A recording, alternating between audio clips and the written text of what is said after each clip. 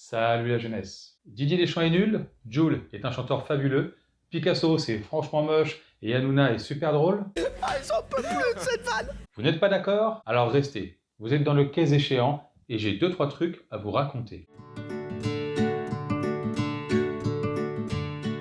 Dans cette vidéo, Esprit critique au format court, je vais vous parler de la différence entre une observation et une interprétation. Généralement, quand j'aborde ce sujet, il a l'air évident. Tout le monde semble être sûr de savoir faire cette différence. Alors que dans les faits, c'est beaucoup plus nuancé. L'une de mes occupations professionnelles est d'animer des formations management, dans lesquelles je fais l'éloge de la communication non violente inspirée de Marshall Rosenberg.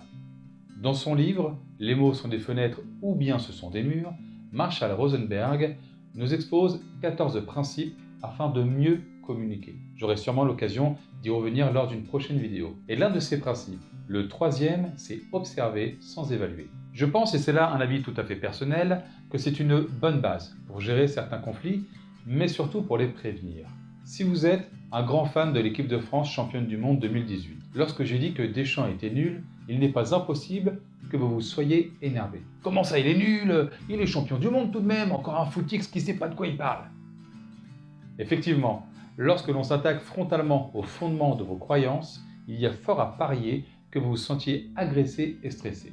C'est une réaction tout à fait logique. D'ailleurs, lorsque vous vous faites insulter, ça vous énerve, vous stressez et, comme je le disais il y a quelques secondes, le stress est une réponse normale de notre organisme. Mais lorsqu'il devient chronique, les conséquences pour la santé peuvent être désastreuses.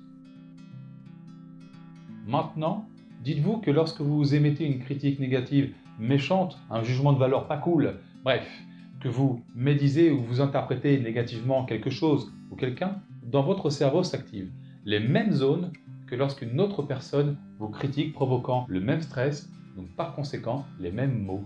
En gros, dire de quelqu'un qu'il est con revient pour votre cerveau au même que quand quelqu'un vous dit que vous êtes con. Vous voyez pas trop où je veux en venir? Eh bien le stress accumulé est facteur de maladie, de fatigue, etc. Mais une partie du stress qui nous accable vient de nous, de notre façon d'interpréter les choses, de faire des conclusions hâtives qui nous énervent et qui ne nous plaisent pas. Alors que bien souvent, si nous connaissions les tenants et les aboutissants d'une situation, nous la jugerions bien plus calmement. En somme, en essayant de faire la différence entre une observation et une interprétation, vous seriez en meilleure santé. Ça vous intéresse? Alors continuons. Tout au long de ma carrière, mais également de ma vie personnelle, et c'est sûrement aussi le cas pour vous, j'ai observé des embrouilles, des disputes, des engueulades, le plus souvent basées sur un malentendu. Et ceux qui d'entre vous traînent sur les réseaux sociaux savent qu'y débattre peut être terriblement fatigant pour des raisons similaires. Si je vous demande de regarder par la fenêtre et de me dire quel temps il fait. Le ciel est bleu, il y a un léger vent et la température est d'environ 20 degrés. Donc il fait beau. Après tout, on est en Normandie. Maintenant, imaginons que vous avez un ami vivant en Arizona de passage chez vous. Lui aussi regarde par la fenêtre, mais il conclut que le temps n'est pas ouf. Selon lui, il est même mauvais. Qui de vous deux a raison? Vous l'aurez compris, si d'une situation vous pouvez avoir plusieurs avis, c'est que vous êtes dans l'interprétation, dans le jugement, dans l'évaluation. Et à partir de là, la notion de vrai ou de faux devient complètement floue.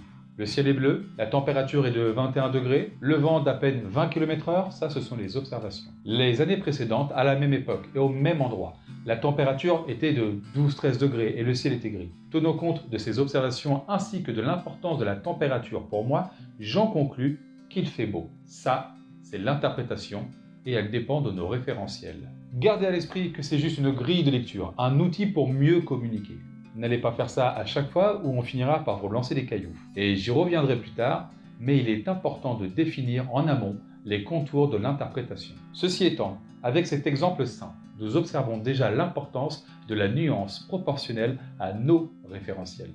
La plupart du temps, cette façon d'interpréter le monde via nos observations sans y réfléchir est tout à fait saine, voire vitale. Si une horde vous fonce dessus en hurlant très fort avec des couteaux dans les mains, il n'est pas forcément pertinent de commencer à énumérer ce que vous observez. Cassez-vous. Compliquons un petit peu les choses pour essayer de mieux comprendre. Vous êtes un ado de 14 ans et selon votre mère, votre chambre est un capharnaüm. Elle vous somme de la ranger et si c'est pas fait, elle vous interdit de regarder mes vidéos. Vous refusez de vous priver d'une telle source de culture et vous rangez votre chambre comme jamais. Votre mère débarque 1 ou 2 heures plus tard, furax, elle vous accuse de ne pas avoir rangé la chambre comme elle vous l'a demandé. Ça vous rappelle des souvenirs, hein? Eh bien, nous sommes toujours sur une différence entre une observation et une interprétation. Car si l'observation de base était sûrement la même, les chaussettes au pied du lit, le bureau qui sert de buanderie et le lit de table à manger, l'interprétation de l'état d'une chambre rangée est sûrement différente entre vous et votre mère. Dans ce cas de figure, afin d'objectiver correctement son idée du rangement, votre mère aurait dû vous expliquer comment elle interprète une chambre rangée. Ainsi, vous auriez su à quoi vous en tenir. C'est un cas fréquent de Discord lorsque les contours d'une interprétation ne sont pas fixés. Mis à part en 1984, 2 plus 2 font 4, le ciel bleu est bleu et quand il pleut, il pleut. Là, nos référentiels sont partagés de tous. Personne ne peut nier ces faits. Les observations sont simples et des observations simples amènent des interprétations simplifiées. Il est très important de calibrer nos observations avec ceux avec qui nous souhaitons communiquer. Car déjà que des observations identiques peuvent ouvrir une multitude d'interprétations, il arrive que parfois même les observations soient elles-mêmes sujets à interprétation. Putain, la vache, je comprends pas un mot de ce que vous racontez. Je m'explique. Imaginons la chose suivante. Un soir, alors que vous étiez en train de promener votre chien, vous assistez à un accident. Vous avez vu une voiture roulant trop vite, prendre un virage dangereux et perdre le contrôle. Ce virage est connu pour sa dangerosité. Vous-même l'avez plusieurs fois signalé au maire de votre village, mais jamais rien n'a été fait.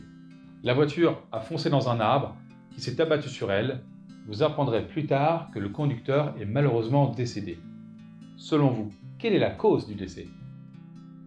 Maintenant, contextualisons un peu plus. C'est samedi soir, et après une soirée bien arrosée, trop arrosée, Henri prend sa voiture avec 3 grammes d'alcool dans le sang. Il titube et refuse violemment de remettre ses clés de voiture à ses amis. Ses amis le savent. Quand Henri boit trop, il devient agressif et incontrôlable. Henri roule trop vite et dangereusement en pleine campagne. Il perd le contrôle de sa voiture en arrivant dans un virage non signalé et pas éclairé. Virage déjà dénoncé par les habitants pour sa dangerosité. Henri percute un arbre qui lui tombe dessus. Coincé dans sa voiture par l'arbre, Henri panique et fait un arrêt cardiaque.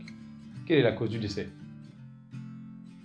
On s'aperçoit avec cet exemple que lorsqu'on observe quelque chose, des faits qui nous permettraient d'interpréter ou d'émettre un jugement, nous oublions souvent qu'il peut y avoir tout un tas d'inconnus non observés.